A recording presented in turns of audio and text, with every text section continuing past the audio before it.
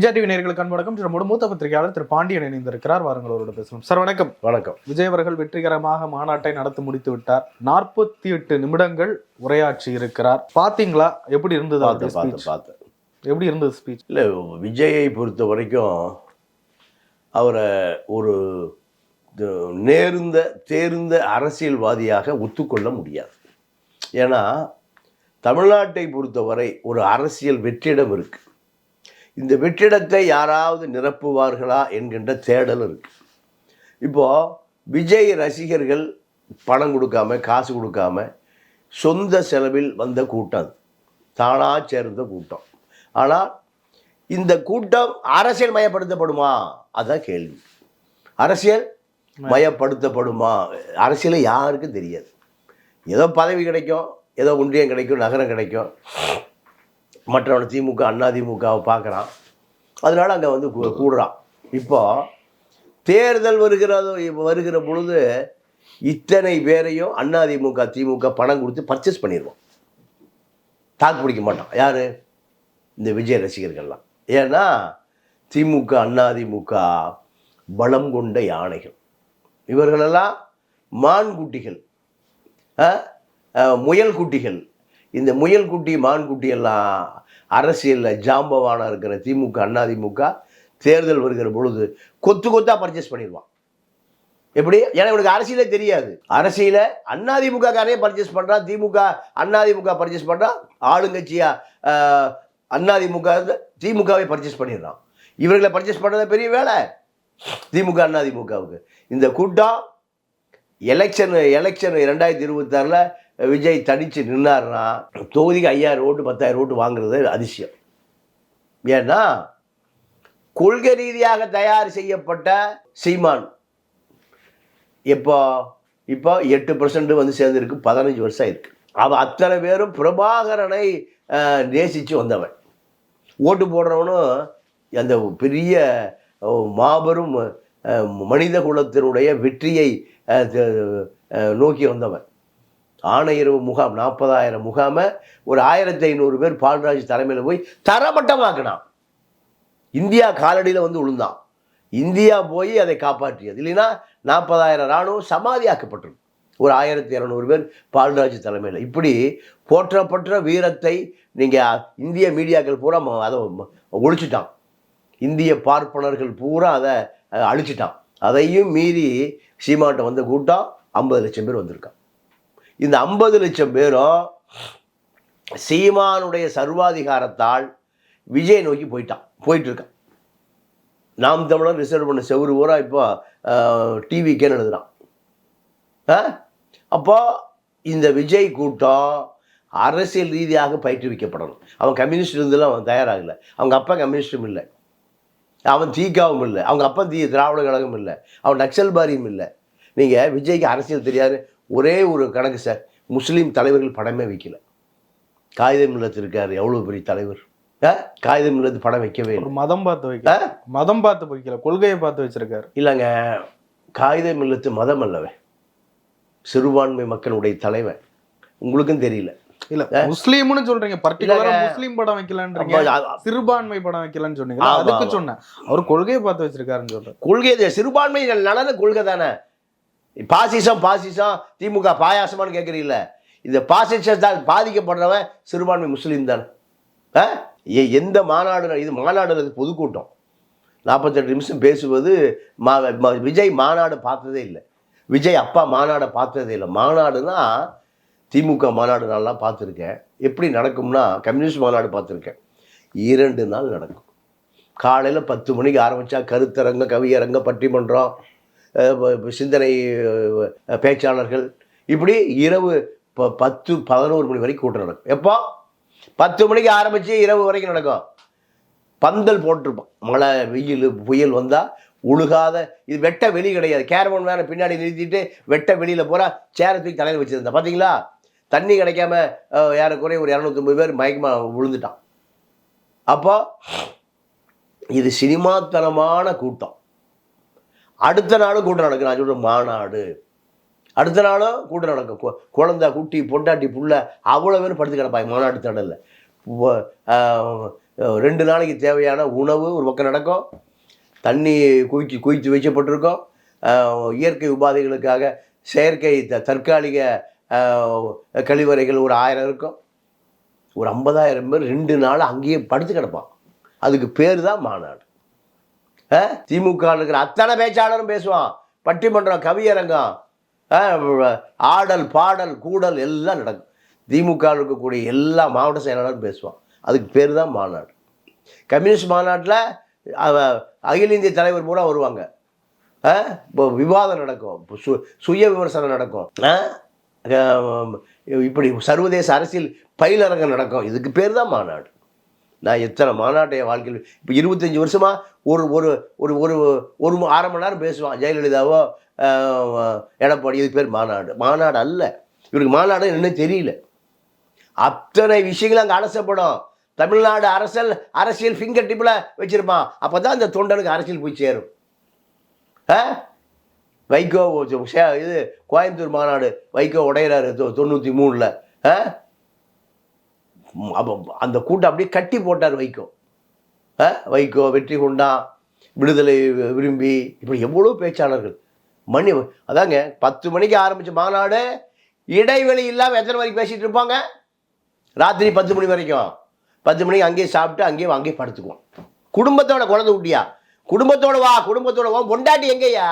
சங்கீதா எங்க? சங்கீதா பையன் எங்க? மகன் எங்க? நீ குடியிருக்கிற வீட்டில் 4 வருஷமா ஒத்தையாளா இருக்க. சைக்கோ தான் அப்படி குடியிருப்போம். அவர் குடும்ப அரசியல் கத்திரிக்காய் பொது வழிக்கு வந்தாச்சுங்க. பொது அரசியலை எதிர்த்து பேச வந்திருக்காரு, அதனால குடும்பத்தை கூப்பிட்டு வரலன்னு. குடும்ப பிரிஞ்சு போயிருச்சு. யார்கிட்ட பூசி முழுகிறீங்க? அந்த வீட்டில் அப்பா இல்லை, அம்மா இல்லை, பொண்டாட்டி இல்லை, புள்ள இல்லை, மகன் இல்லை, 4 பேர் அந்த குடும்பத்திலே இல்லை. 4 சந்திரசேகர கடலூர் ஜோசின்னு சொல்லிட்டான், பிரம்மச்சாரியா இருந்தால் தான் முதலமைச்சர் ஆக முடியும்ட்டான்.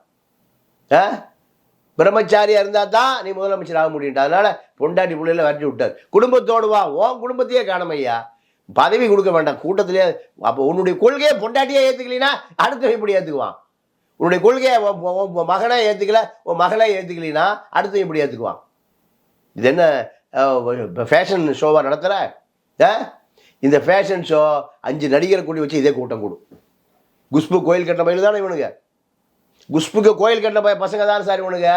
இந்த சினிமா கூட்டம் அரசியல் எப்படி மந்திரி ஆக்கிறது, எப்படி எம்எல்ஏ ஆக்கிறது, எப்படி இவர்களை அதிகாரத்தை நோக்கி நகர்த்துவது, வாய்ப்பே இல்லை. போகிற போக்கில் பாசிசமா பாயாசமா? நீ பாசிசத்தை எதுக்குறியா இல்லை பாயாசத்தை எதுக்குறியா? 2 வார்த்தை பேசுவது இங்கே இப்போ மீடியாக்களுக்கு வேற செய்தியே இல்லை. பக்கமாக எல்லா பேக்கில் அதான் போடலாம், எல்லா யூடியூப்பில் அதான் போடலாம். அது அல்ல கொள்கை. கல்வி பூரா சாரா வியாபாரிகிட்ட போயிடுச்சு. ஒரு வார்த்தை சொன்னையா? கல்வி எங்கேயாவது அரசுட்டு இருக்கா? சென்னையில் ஓடுற வேன், மஞ்சள் வேன் பூரா தனியார். கல்வி காசுக்கு விற்கப்படுது. அது மீட்டெடுப்புன்னு சொன்னையா? இல்லை. மருத்துவம் பூரா தனியார்ட்ட இருக்கு. போனால் கிட்னி எடுத்து விற்றுருவோம். இன்சூரன்ஸ் கிளைம் இருந்தால் தான் ஆஸ்பத்திரி போக முடியுது. அப்போது உன்னுடைய திரைப்பட தொழிலாளர்கள் இருக்கா சார், ஒரு 50,000 பேர் இருக்கான். கோடம்பாக்கம், வடபழனி, ஜாலிகிராமம், விருகம் பக்கத்தில் இருக்கான். அவனுக்கு ஏதாவது ஒரு இலவச மருத்துவமனை இருக்கா? இஎஸ்ஐன்னு தொழிலாளர்களுக்காக ஒரு மருத்துவமனை இருக்கு. சினிமா தொழில் 500 கோடி வாங்குற ரஜினி, 500 கோடி வாங்குறான். இப்படி எல்லா பயிலும் 500 கோடி தான். ஒரு படத்துடைய பட்ஜெட் இப்போ சின்ன படத்துல இல்லை. 150 கோடி ரூபா சம்பளம் வாங்குற. அங்கே வேலை பார்க்குற லைட் பாய், ஜூனியர் ஆர்டிஸ்ட்டு, அவன் குழந்தை ஊட்டி படிக்கிறதுக்கு இலவச பள்ளிக்கூடம் இருக்கா? இதுதாயா அரசியல்? இதுதாயா பொது வாழ்க்கை? கேரவன் வேலை பின்னாடி நிறுத்திட்டு பந்தலே போடலை, தண்ணி பாக்கெட்டில் விழுந்து சாவுறான். பெங்களூர்லேருந்து ஒருத்தர் வந்தான், ஒரு டிவி கேட்குறேன், எதுக்கு வந்த? விஜய் ஒருக்க பார்த்துட்டு போயிடலாம். இது அரசியல். இந்த கூட்டம் குஷ்புக்கு கோயில் கட்டின கூட்டம், சிலுக்கு ஆப்பிளை கடிச்சிட்டு வச்சா ஏழை விட்ட கூட்டம், எம்ஜிஆர் சோடா குடிச்சிட்டு வச்சுட்டு போயிட்டாரு, அண்டாவில் கலைக்கு சீச்சமாக குடித்த கூட்டம். அது அந்த கூட்டம் உனக்கும் வருது, அவ்வளோதான். இல்லை அரசியல் படித்திட மாட்டாரா விஜய்? அது யாரும் இவருக்கே அரசியல் தெரியாத, அவங்க அப்பனுக்கே அரசியல் தெரியாத.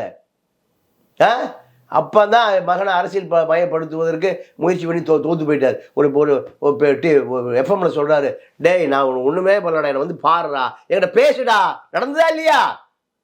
அப்பா நம்ம மகனுக்கு என்ன சண்டை? ஏன்னா அப்போ கொஞ்சம் வந்து அடிச்சுட்டு போயிட்டாரா, இல்லை உங்கள் அப்பா வந்து நீ அடிச்சுட்டு போயிட்டியா?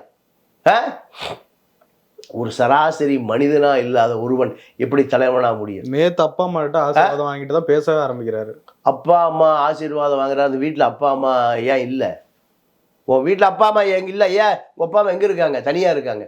நீ 1,00,000 ஸ்கொயர் ஃபீட்ல பிரம்மாண்ட பங்களா நீ ஒருத்தனா வாழ்ற. அப்பா அம்மா உனக்கு என்ன விஷம் வச்சிருவாங்களா? பொண்டாட்டி புள்ள விஷம் வச்சிருமா? நான் இப்போ கேட்குறேன், உன்னால எத்தனை புடிச்சு செத்து போயிருக்கான்னு தெரியுமா? தற்கொலை பண்ணி செத்து போயிருக்கான். பொய்யின வழக்க போடிய. உன்னால செத்து போனவன் அழகிய தமிழ் மகன் படம் எடுத்தான் ஒருத்தர், அப்பச்சன் ஒருத்தர், மம்முட்டி மோகன்லாலை வச்சு படம் எடுத்தான். அந்த ஆள் உன் படம் எடுத்து அதோட முடிஞ்சு செத்து ஆளையா காண சுண்ணாம போயிட்டான். அதோட பட கம்பெனியே ஏற கட்டிட்டான். ஆஸ்கர் ஃபிலிம்ஸ் ஒரு கம்பெனி இருந்ததா ரவிச்சந்திரன். ஆஸ்கர் ஃபிலிம்ஸ் என்னாச்சு?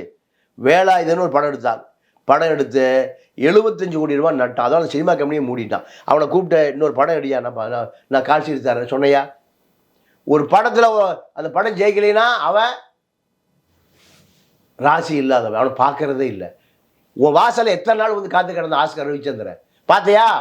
நீ தலைவனாகி பிடுங்கிறது அப்புறம் இருக்கட்டும். பார்த்தியா என்னால ஆஸ்கர் ரவிச்சந்திரன் சினிமா கம்பெனி காலி பண்ணிட்டு மயிலாப்பூரில் 10 வீட்டில் இருக்கான். அவனை கூப்பிட்டு 70 கோடி ரூபா நம்பி வேலாயுதம் படத்தில் போட்டேன், இந்தா ஒரு வீடு வச்சுக்கோ. உனக்கு மனமே இல்லையே, மனித மனமே இல்லையே. அப்போது அதே போல் நல்லா கேட்டுக்குங்க. அதாவது நண்பன் ஒரு படம் எடுத்தார், Gemini films pictures, Anand productions. அவர் ரவிசங்கர் பிரசாத்னு பேர். நண்பன் படம், அந்த படம் 60 கோடி ரூபா லாஸ். அந்த அந்த ப்ரொடியூசர் என்ன தெரியுமா ஆனார்? ரவிசங்கர் பிரசாத் கை காலெல்லாம் கட்டிட்டு கோதாவரி ஆற்றுல விழுந்து செத்தார். காரணம் நீ தான் எழுதி வச்சு செத்தார். எழுதி வச்சு செத்தாரு. அப்புறம் நாகி ரெட்டி பைரவான்னு ஒரு படம் எடுத்தார். அந்த கம்பெனிலாம் இருக்கார், போது கண்டுபிடிங்க போய். நான் சொல்லுவதை வச்சு நீங்கள் பார்வையாளர் கமெண்ட்ஸ் போடுவாங்கல்ல, கண்டுபிடிங்க போய். நாகி ரெட்டி பையன் பைரவான்னு ஒரு படம் 60 கோடி ரூபா கம்பெனியை மூடிட்டான். சந்தர் பிரகாஷ் செயின் தலைவான்னு ஒரு படம் எடுத்தான். அவன் என்ன ஆனானே தெரியல. அவனை கூப்பிட்டு என்னையா ஏன் படம் எடுக்கல? ஏன் எம்ஜிஆர் அப்படி தான் பண்ணுவார். ஒரு படம் ஃப்ளாப் ஆச்சுன்னா கூப்பிட்டு செய்வார், இப்போ இருந்தால் போய் படம் எடுப்போம், நான் படம் தான் நான் கால் ஷீட் தரேன், இந்த ப்ரொடியூசர் அவன் தான். இப்படி குஞ்சுமோன்னு ஒரு பெரிய பிரம்மாண்ட டைரக்டர் குட் நைட் ஃபிலிம்ஸ், உன்னை வச்சு நிலவே வா என்றென்றும் காதல் எடுத்தார். அவர் எல்லாம் லாஸ் ஆகி கடனாகி 2 படமும் அட்டர் பிளாப்பு. நீ ஒரு நடிகனா? உன் படம் பூரா அட்டர் பிளாப்பு. நான் சொல்கிற படம் பூரா ஓடவே இல்லை. அந்த ஆள் எனக்கு ஒரு கால் ஷீட் கொடுப்பா, ஏதாவது கொஞ்சம் கடன் கொடு, அலையிறார் குஞ்சுமோன். குட் நைட் ஃபிலிம்ஸ் அதோட ஊரை விட்டு ஓடி போச்சு. பெரிய சினிமா தயாரிப்பு நிறுவனம் எதுன்னு கேட்டிங்கன்னா ராமநாராயண். ஆடு பூனை கோழியை வச்சு படம் எடுப்பார். அவர் பையன் மெர்சல் ஒரு படம் எடுத்தான், முரளி. அந்த படம் அட்டர் பிளாப்பு. நீயே ஒரு அட்டர் பிளாப்பு. அந்த படம் மூடி போய் சேனாண்டால் ஃபிலிம்ஸ் சினிமா கம்பெனி அலுவலகத்தை காலி பண்ணிட்டான். 40 வருட காலம் படம் எடுத்த சேனாண்டால் ஃபிலிம்ஸ் ராமநாராயணன் பையன் முரளி சினிமா கம்பெனியே மூடிட்டாயா உன்னால? மெர்சல் படத்துக்கு பின்னாடி அந்த நிறுவனம் படம் எடுத்ததா? இல்லை. அப்போ அடுத்து உன்னுடைய சொந்த மைத்துனர் எஸ்ஏசியுடைய அக்கா மகளை கட்டின ஒரு சேவியர் பிரிட்டோ, அவர் மாஸ்டர் ஒரு படம் எடுத்தார். அவர் ஒரு கள்ளக்கடத்தல் பேர்வழி, அவர் மேலே நிறைய வழக்கெல்லாம் இருக்குது. விஜய் சொந்த தாய் மாமன் ஏர்போர்ட்டில் ட்ரக்ஸ் இம்போர்ட் பண்ணதாக வழக்கு இருக்குது. வழக்கிலேயே என் மேலே வழக்கு போட்டு. அப்போது இவர் இன்னைக்கு வரைக்கும் தொடர்புலேயே இல்லை. எஸ்என் சுரேந்திரன் உன்னுடைய சொந்த தாய் மாமன் ஒரு பாடகர், சோபாவுடைய தம்பி, உன்ட்டு இன்னைக்கு வரைக்கும் தொடர்பே இல்லை. யாரை ஏமாற்றுகிறாய்? அதே போல் காவலன் ஒரு படம் வெங்கட்ராஜன் எடுத்தார். காம்ப்ளெக்ஸை விற்று பிளாட்டை விற்று குடும்பத்தை பிரிஞ்சு பொண்டாட்டி ஊருக்கு போய் இப்போ ஆள் எங்கே தற்கொலை பண்ணி செத்து போயிட்டார். நான் சொல்கிறேன், அத்தனை ஆதாரத்தோடு சொல்கிறேன். பொய்யின நீ இவ்வளவு கும்பல சேர்த்துறாங்க எல்லாம் இனி யாரும் பேச மாட்டாங்க. அரசியலுக்கு வந்துட்டாரு, இப்ப என்ன செஞ்சாரு, இனி என்ன செய்ய போவாரு? இருங்க, இதையும் சொல்லிடுறேன். ஏஎம் ரத்தனம், கில்லி சிவகாசி ஆளைய காணோம். கண்ணுக்குள் நிலவு நடராஜன் செத்தே போயிட்டாரு. KRG heart attack. சுருக்கமாக சொல்லிடுறேன். அப்போ இப்படி புலி படம் எடுத்த செல்வகுமார், அவரது ஊரை போய் அவர் 10 பிரசாந்த் கிஷோருக்கு இணையான ஆள், போக்கரி எடுத்த ரமேஷ் பாபு அவுட்ரேட்டுக்கு வித்தார் ஆள்காலி, இப்படி பல விஷயங்கள். இதெல்லாம் தான் சினிமாலேயே நீ ராசி இல்லாத நடிகன். நீ எப்படி அரசியலுக்கு வர்ற? இப்போ அரசியலுக்கு வந்தாச்சு. அரசியலில் அந்த மேடையில் சரவணன் இறந்து போயிட்டாரா? உன்னுடைய கட்சியினுடைய பாண்டிச்சேரி பொதுச் செயலாளர் என்ன ஏதாவது அனுதாபம் தெரிவிச்சியா? அந்த அம்மாவை கூப்பிட்டு ஏதாவது மேடையில் பணம் கொடுத்தியா? ஆப்ரேஷன் பண்ணுறதுக்கு டாக்டர் கூப்பிடுறான், சரவணன் சொல்கிறார் ஆப்ரேஷனை தள்ளி வையா, மாநாட்டை தள்ளி வைக்க முடியாது. என் தளபதி முதல்ல மாநாடு போடுறான், பல முறை தள்ளி வச்சாச்சு, பல எதிரி. என்னுடைய ஆப்ரேஷனை தள்ளி வை, நான் மாநாட்டுக்கு போகணும். கார்லேயே படுத்து தூங்குற முதல் நாள் செத்து போயிட்டான். நீ அங்கே போனையா? போகலை. அவன் பொண்டாட்டி கூட்டி மேடையில் அனுதாபம் தெரிவிச்சியா? இதாயா தலைவன்? இதானே தலைவன்? செத்து போனவன் தெரியாது, கேரவன் வேலை படுத்துக்கிறதா தலைவன்? அப்போ சரவணன் குடும்பம் அனாதையாக போச்சு. யார் காரணம்? நீ தான். சரி, இப்போ சீமா பெரியாரை திட்டினாரு, நீ பெரியாரை ஆதரிக்கிற, பெரியாரை ஆதரிக்கிற, அம்பேத்கரை ஆதரிக்கிற, அஞ்சலை அம்மாவை ஆதரிக்கிற. இதெல்லாமே தமிழ் தேசிய அரசியல், ரைட், நான் ஒத்துக்கிறேன். ஆனால் இப்போ பிளவு சக்தி கரப்ஷன் சக்தி, பிளவு சக்தி பிஜேபி, கரப்ஷன் சக்தி திமுக, விஜய் சொல்கிறது ரைட்டு. திராவிட குடும்ப ஆட்சி, தமிழ் தேசியமா திராவிட ஆட்சியா? இதில் திராவிட ஆட்சியை எதிர்த்து தான் தமிழ் தேசிய அரசியல். நீங்கள் சீமானுக்கு வாக்களித்தது, நீ உன் கட்சி பேர்லேயே திராவிடம் இல்லை, தமிழக வெற்றி கழகம். விஜயகாந்த் கடைசி ஆரம்பிக்கும் போது தேசிய முற்போக்கு திராவிட கழகம் ஆரம்பித்தார். அப்போ திராவிடங்கிற பேர் இல்லாமல் திராவிடர் கழகம், திராவிட முன்னேற்ற கழகம், அண்ணா திராவிட முன்னேற்ற கழகம், மறுமலர்ச்சி திராவிட முன்னேற்ற கழகம், தேசிய முற்போக்கு. இவ்வளோ குறைகளா கண்டுபிடிச்சு சொல்றீங்களா? பாசிட்டிவா ஒண்ணுமே தெரியல அவங்க. இல்லை குறைகள் தான் நிறைய இருக்கு சார். புதுசா அரசியலுக்கு வராரு, 48 நிமிஷம் திக்காம திணறாம ஒரு அரசியல் தலைவர் பாணியில பேசியிருக்காரு. பட்டிமன்ற பேச்சாளர் தாளமன் பாப்பா கொடுத்தீங்கன்னா 3 மணி நேரம் பேசுவார். இது போதுமா தகுதியா அரசியலுக்கு? இவ்வளவு குறை இருக்க, இந்த குறைகளை நிவர்த்தி பண்ணக்கூடிய ஆளு தான் அரசியலுக்கு வேணும். கேரவன் வேனில் உட்காந்துட்டு அரசியல் பண்ணக்கூடிய ஆள் அரசியலுக்கு தேவையே இல்லை. என்ன ஸ்கை வாக்கு? ஏங்க, உதயநிதி ஒரு 1 லட்சம் கோடிக்கு சொந்தக்கார ஒரு பணக்கார வீட்டு பிள்ளை. நீ 150 கோடி ரூபா சம்பளம் வாங்குற ஒரு பணக்கார வீட்டு பிள்ளை. ஏழைகளை பார்த்ததே இல்லை, நீ கஷ்டப்பட்டவனை பார்த்ததே இல்லை, கஷ்டப்பட்டவனையும் உதவுனதே இல்லை. நீ கஷ்டப்பட்டவனுக்கு மாணவர்களுக்கு கொடுத்தாரு. மாணவர்களுக்கு என்ன சிலேட்டு பென்சில்? மாணவர்கள் எத்தனை வைர நெக்லஸ் கொடுத்தாரு சார். வைர நெக்லஸ் கொடுத்தாரு. வைர நெக்லஸ் வசூல் பண்ணி கொடுத்த காசு, தொண்டர்கள் வசூல் பண்ணி கொடுத்த காசு இல்லையே. எங்க வாங்கல? எங்க பில்ல கொடுங்க. எந்த வசூல் பண்ணதுக்கு ஆதாரம் இருக்கா? வசூல் பண்ணதுக்கு ஆதாரம் இருக்கு? எங்கேயுமே வரல சார். இல்ல சார், இந்த விஜய்யுடைய நெருங்கிய நண்பர்களை நான் பார்த்து பேசினேன். விஜய் நடத்துகிற நலத்திட்ட உதவிகள் பூரா புடி சட்டை வாங்கி செய்கிற காசு. யார்கிட்ட? தயாரிப்பாளர்கள்ட்ட வாங்கி செய்கிற காசு. சரி, கள்ளக்குறிச்சிக்கு போனேன், எத்தனை குடும்பம் தத்தெடுத்த சொல்லுங்க. இல்ல, கள்ளச்சாராயம் குடிச்சு இறந்தவங்கள அவங்க என்கரேஜ் பண்ணல. கொடுத்தா அது வேற மாதிரி தப்பாயிடும். மறுபடியும் எல்லாம் குடிச்சிட்டு செத்து போயிடுவான். அப்படியா? எல்லா சாராயத்தை குடிச்சு செத்து போயிடுவான், என்கரேஜ் பண்ண மாட்டேன். அப்போ என்கரேஜ் பண்ண ஏன் அங்கே போனேன்? உன்னுடைய பிஎம்டபிள்யூ காரில் 2.5 கோடி ரூபா காரில் ஏன் அங்கே போனேன்? ஷோ, சினிமா ஷோ காமிக்கிறக்கா? மக்களை ஏமாத்துறக்கா? உதவி செய்யறதுக்கு சேர்த்து அவனே அறிவு இல்லாமல் தலித்து உலகம் தெரியாமல் கள்ளச்சாராயத்தை குடிச்சு சாவுறான்னா அவனை எஜுகேட் பண்ண ஒரு 10 குடும்பத்தை தத்தெடுத்தியா? அந்த குழந்தைகளை தத்தெடுத்து படிக்க வச்சால அது என்கரேஜ். அவன் சாப்பிட்டோம், அப்பனும் சாப்பிட்டும், மகனும் சாப்பிட்டோம். அதான் உன் கொள்கை. ஒரு வீட்டில் அப்பாவும் செத்து போயிட்டு அம்மாவும் செத்து போயிட்டான்.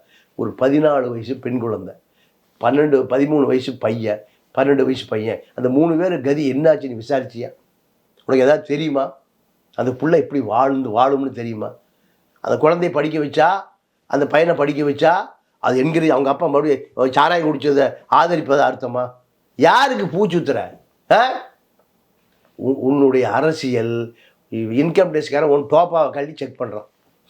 உன்னையே சென்டராக உட்கார வச்சு கூட்டிகிட்டு வரான். எங்கேருந்து? நெய்வேலியிலேருந்து. இன்கம் டேக்ஸு உன்னை துரத்துறான், பாதி வெள்ளை பாதி கருப்பு. உதயநிதி தியேட்டர் தர மாட்டேங்கிறான்.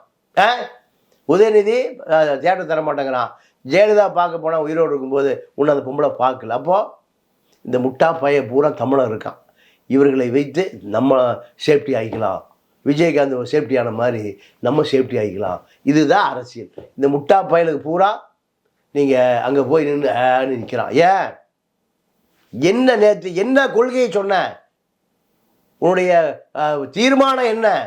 மாநாடுல தீர்மானம் இருக்கும்ல, என்ன தீர்மானம்? இதுதான்டா நீ வந்த 2 லட்சம் பேரோ 3 லட்சம் பேருக்கு என்ன கொள்கையோடு போய் சேர்ந்துருக்கான், என்ன கொள்கையோடு வந்தான், அவனுக்கு என்ன நீ ஃபீடு பண்ணி அனுப்பிச்ச? கொள்கையெல்லாம் எனக்கு தெளிவா சொன்னாங்களே. என்ன கொள்கை?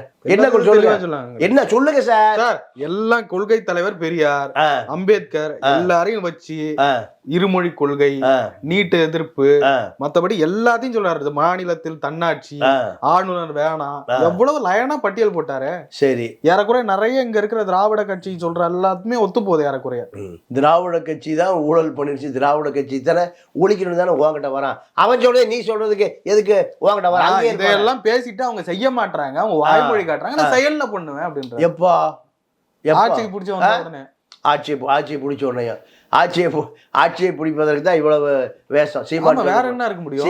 சீமான் நாட்டை ஆள துடிக்கிறேன், சீமான ஆள துடிக்கிறாரு சீமாக்காரன். இவரும் நாட்டை ஆள துடிக்கிறார். நல்லது பண்ணணும்னா ஆண்டு தானே ஆகணும், ஓட்டு வாங்கி தானே ஆகணும். சார், இவர் நல்லவர்களே அல்லவ, அப்புறம் எப்படி நல்லது செய்ய முடியும்? ஒரு எம்ஜிஆர் தான் சினிமாக்காரனா வந்து நல்லது பண்ணார். அவரையும் பல சுற்றி இருந்த ஆட்கள் அவரையும் தவறாக வழிகாட்டுறாங்க. பல தவறுகள் இருக்கு. ஆனால் இனி வரக்கூடிய அரசியல் தலைமை ஒரு தெளிவான பார்வையோடு பெரியாரை போல, காமராஜை போல, கக்கனை போல, ஜீவாவை போல, அம்பேத்கர் கட் அவுட் மட்டும் வச்சா போதாது. உன்னுடைய கடந்த காலம் ரொம்ப கசப்பான காலமாக இருக்குது, மர்மமான அரசியல் காலமாக இருக்குது. உன்னுடைய கடந்த காலத்தில் நீ மனிதாபிமானம் 10% கூட இல்லை. அப்போ உங்கள்கிட்ட எப்படி மனிதாபிமானத்தை எதிர்பார்க்க முடியும்? கடந்த காலங்களில் உன்னால் நான் உதவி செஞ்சேன்னு ஒரு இடத்த கூட கையை காமிக்க முடியல. கத்தி படத்தில் கார்பரேட்டை ஒழிக்கணுங்கிற படம் முடிச்சுட்டு வெளியே வந்து கொக்கோ கோலா விளம்பரத்தில் 5 கோடியை வாங்கிட்டு கொக்கோ கோலா குடிங்கிற என்னையா கொள்கை உனக்கு? கொக்கோ கோலானால விவசாயிகளுக்கு போகிற தண்ணி பூரா உறிஞ்சிக்கிறாங்கிறதான் கான்செப்ட் கத்தி படத்தில்.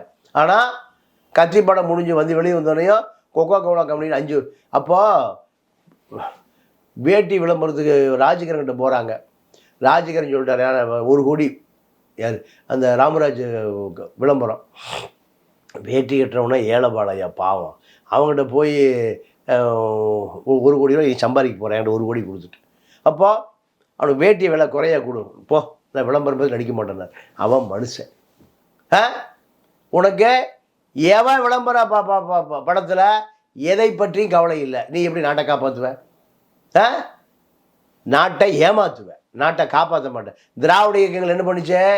நாட்டை காப்பாற்றுறேன்னு ஏமாற்றி ஒவ்வொருத்தரும் 1 லட்சம் கோடி தேடி வச்சுருக்கான்.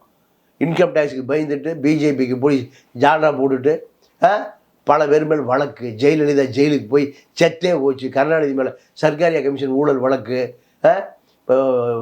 போன வாரம் எடப்பாடி பிஏ இளங்கோவனுக்கு மீது ஐடி ரெய்டு. தஞ்சாவூர் வைத்தியலிங்கம் மேலே இதுக்கு பயந்து கொண்டு ஒரு மக்கள் சக்தியை தன் பின்னால் வைத்து கொண்டு விஜயகாந்த் பண்ணதை போல ஒரு சீனை போடுற. இது எப்படியா அரசியல் ஆகும்? விஜயகாந்த் என்ன ஆனாரு? கமலஹாசன் என்ன ஆனாரு? சிவாஜி என்ன ஆனாரு? ஆளையே காண, அட்ரஸே காண. அதே போலதான் மக்களை ஏமாற்றி உன்னை பாதுகாத்து கொள்வதற்கு போடுகிற வேடத்தை தவிர வேற எதுவும் இல்லை. இதுதான் அரசியல். விஜய் இன்னொரு விஷயம் குறிப்பிட்டு சொல்றாரு, எங்க கூட யாராவது கூட்டணிக்கு வந்தா ஆட்சியில் பங்கு, அதிகாரத்தில் பங்கு. அதாவது குழந்தையே என்ன பிறக்கல, பேர் வச்சது நடந்து ஓடுது. இதெல்லாம் நடக்குமா? திமுக அதிமுகவில் வந்த அத்தனை கூட்டமும் கரைஞ்சி போயிடும். 234 தொகுதிக்கு தேர்தல் நடக்கட்டும். திமுக எம்எல்ஏ, அதிமுக எம்எல்ஏ 234 468 68 பேர் இருக்கான். மழை முழுங்கி வேதாளம் கடப்பாறையை மென்று தின்னுட்டு சுக்கு கஷாயம் குடிச்சு ஜெரிச்சிடுவான். 264 பேருக்கு முன்னாடி உன் கட்சி நிற்கிதான்னு 2026 பார்ப்போம். நின்றால் நீ ஒரு 10% ஓட்டு வாங்கிட்டீங்கன்னா, உன்னுடைய வீகம் பிரசாந்த் கிஷோர் வீகத்தை நீ செயல்படுத்திட்டீங்கன்னா, திராவிட இயக்கத்துக்கு மாற்றாக நீ உருவாயிட்டீங்கன்னா, அதற்கு மேலே தான் உன்னுடைய ஆட்டம் இருக்குது. இப்போ உன்னுடைய பாட்டம் ஆட்டமெல்லாம் பலவீனமான ஆட்டம், பலவீனமான ஓட்டம். வைகோவை விட மேடையில் பேசாத உலகத்தில் உண்டா? ஒரு சீட்டு கொடுங்க மகனுக்கு அறிவாலயத்தில் துண்டை போட்டு படுத்து கிடக்கிறார். அந்த நீல துண்டை அங்கே போட்டு படுத்து கிடக்கிறாருங்க. பிரபாகரனை தெரிந்தவர், ராஜீவ்காந்தியை தெரிந்தவர், மிஸ்டர் ராஜீவ்காந்தி. ஈழப்பரட்சியை பற்றி நான் பேசிகிட்டு இருக்கேன், எனக்கு பதில் சொல்லாம எந்திரிச்சு போகிறீங்க பார்லிமெண்ட் சொல்லிட்டு போகிறார். திருப்பி வந்து சொல்லிட்டு போனார். எங்கே இருக்காருன்னு தெரியல. உனக்கு அப்படி ஏதாவது நாடாளுமன்றத்துலேயோ சட்டமன்றத்துலேயோ சினிமா வசனம் நல்லா 3 இடம் ரிஹர்சல் பார்த்துருக்கான், எழுதி கொடுத்துருக்கானுங்க. யார்? வசன கருத்தா. அதை அப்படியே வசனமாக பேசிட்டு போகிறார். எல்லாரும் எதிர்பார்த்தது நீங்கள் சுப்பு சொப்பு இருக்காதுன்னு. 2 வார்த்தை பாசிசம் பாயாசம், திமுகவை எதிர்ப்பேன், குடும்ப ஆட்சி, இதையும் சொல்லினா அந்த மாநாடு ஒன்றுல சப்புன்னு போயிருக்கு. பாஜக எதிர்ப்பு வாக்கு தான் தமிழ்நாட்டில் அதிகமாக இருக்கு. அது எல்லாம் இப்போ விஜய்க்கு போக வாய்ப்பு இல்லையா? வாய்ப்பெல்லாம் இல்லை. ஏன்னா விஜய் பாஜக எதிர்க்கக்கூடிய ஒரே ஆட்கள் யாருன்னு கேட்டீங்கன்னா 14% இருக்கிற முஸ்லீம்கள். திமுக காரன் 99 திமுக காரன் பூரா இலக்கி போட்டான், பெரியாருடைய தொண்டை.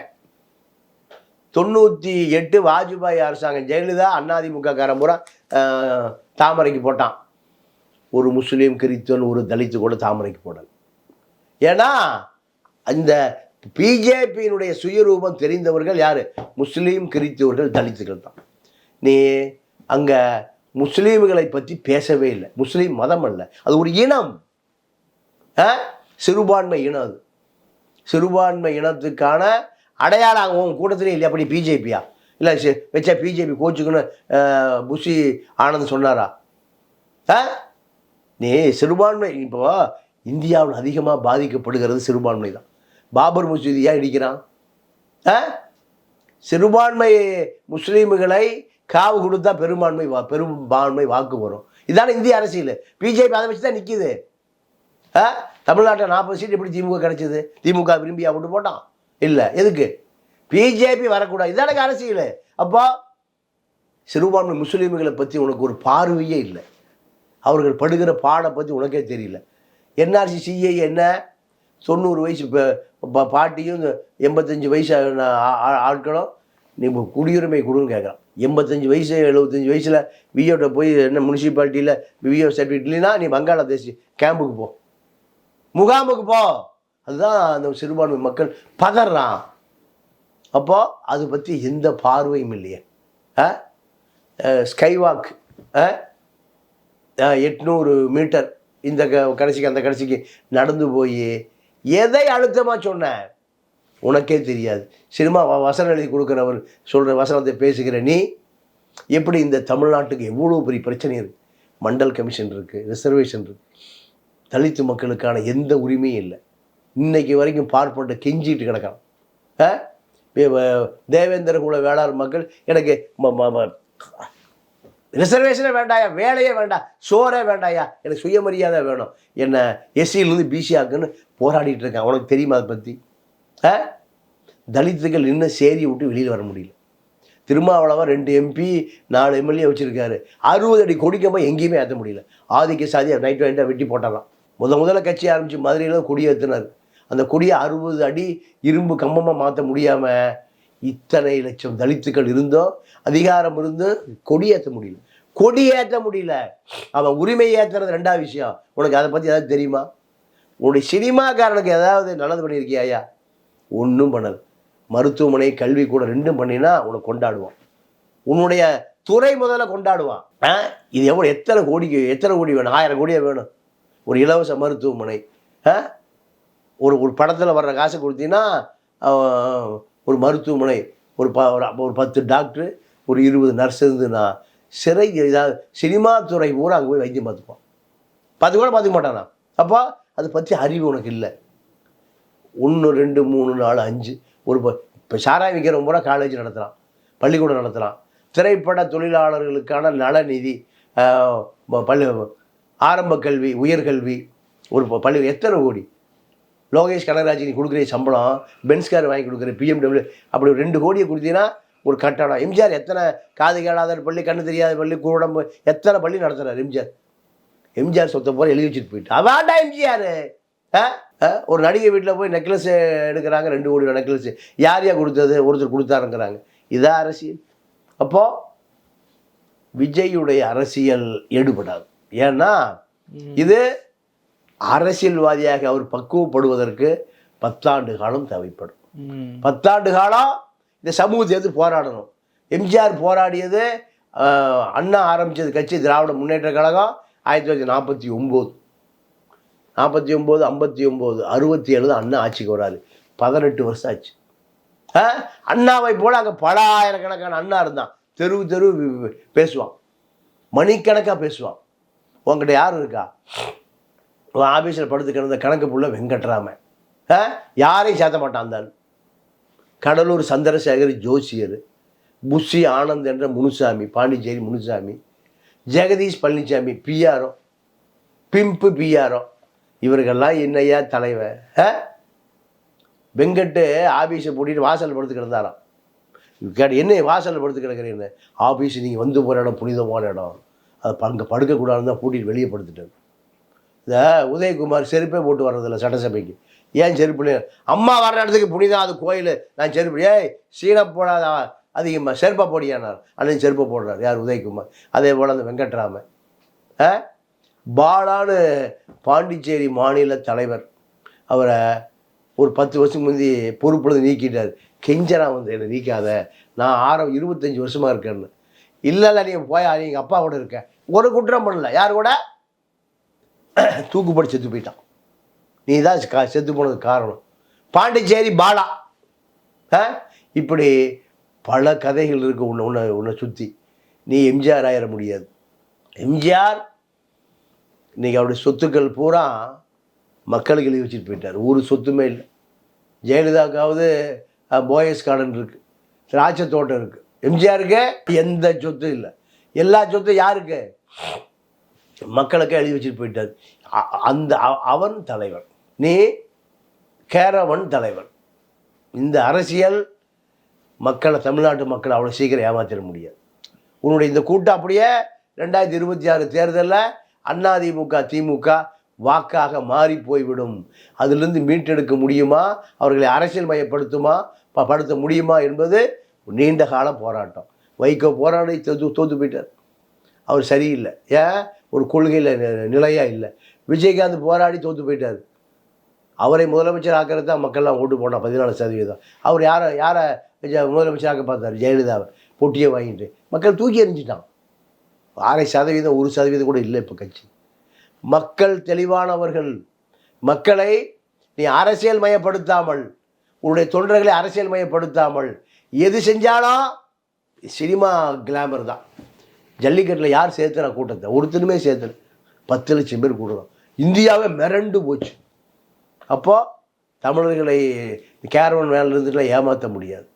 ஒரு கூட்டம், அதில் 40 நிமிஷம் பேசினேன், அதுக்கு பேர் மாநாடா? எத்தனை அறிஞர்களை மேடையில் வாய்ப்பு கொடுத்த? எத்தனை கவியரங்கு நடந்தது? எத்தனை பட்டிமன்றம் நடந்தது? தமிழ்நாட்டினுடைய நிலக்கரியை பற்றி எத்தனை மணி நேரம் அங்கே பேசப்பட்டது? மத்திய அரசு 26,000 கோடி ரூபாய்க்கு வெட்டி எடுத்துகிட்டு போகிறான். 13 கோடி ரூபா ராயல்ட்டி கொடுக்குறான். தமிழ்நாடுடைய கனிமம் கொல்ல போகுது. மணல் திருட கரிகால 58 குவாரி வச்சு திருடிட்டே இருக்கான். அனைத்து கட்சியும் காசு கொடுக்குறான். யாரும் எதிர்த்து போராடுறதில்லை. அதை பற்றி பேசுனியா? அதை பற்றி உனக்கு தெரிஞ்சுதா? இப்படி தமிழ்நாட்டினுடைய வாழ்வாதாரங்கள் அத்தனையும் முடங்கி போய்விட்டது. தேர்தல் திமுக தேர்தல் அறிக்கை புக்கை வாங்கி பிரிண்ட் அவுட் எடுத்து பேசிட்டா கொள்கை பிரகடனமா? அது 10 வருஷத்துக்கு முந்தி காமராஜன் ஒருத்தர் இருந்தாரான்னு ஒரு பிஆர்ஓட்ட கேட்டதா அவர் என்ன சொன்னார். அண்ணாவை நான் கேள்விப்பட்டிருக்கேன். காமராஜ் அவர் தான் டேம் கட்டினார், அவர் தான் படிக்க சொன்னார், கருணாநிதி குடிக்க சொன்னார். இப்போ அப்போ காமராஜர் ஒருத்தர் இருந்திருக்காரா? 10 வருடங்கள் முன்னாடி அவர்கிட்ட விஜய் விசாரித்து பிஆர் என்ன சொன்னார். அப்போ அரசியல் என்பது ஒரு பெரிய நெருப்பாறு, அதில் நீந்தித்தான் கரையேறணுமே தவிர நீங்கள் ஸ்கைவாக் இந்த பக்கம் தோண்ட உன்னை பார்க்க தான் வந்தான், அவனை பார்த்தாச்சு வீட்டுக்கு போயிட்டான், அவ்வளோதான். இங்கே சினிமா கிளாமரில் தான் குஷ்புக்கு கோயில் கட்டுறான். குஷ்பு இதே கூட்டத்தை கூட்டினா குஷ்புக்கும் கூடுவான், கீர்த்தி சுரேஷ் கூட்டினா கீர்த்தி சுரேஷுக்கும் கூடுவான், அஜித் கூட்டினா அஜித்துக்கும் கூடுவான். ஓட்டாகுமா? ஆகாது. இதுதான் விஜய் மாநாட்டினுடைய விமர்சனம். நிறைய விஷயங்களை பகிர்ந்து முடியும். ரொம்ப நன்றி சார். நன்றி, வணக்கம்.